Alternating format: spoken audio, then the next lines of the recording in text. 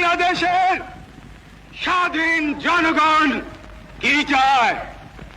তারা চায় বেঁচে থাকবার অধিকার।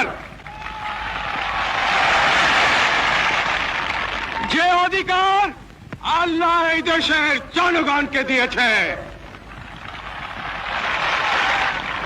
এই অধিকার কেউই কেড়ে নিতে পারবে না।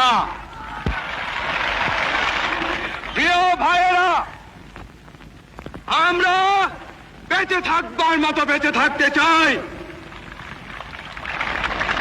আমরা চাই শান্তি, যাতে আমাদের দেশের সর্ব জায়গায় সব লোক শান্তিতে বসবাস করতে পারে, শান্তিতে কাজকর্ম করতে পারে, শান্তিতে ব্যবসা বাণিজ্য করতে পারে, শান্তিতে রাত্রেবেলা নিদ্রা যেতে পারে।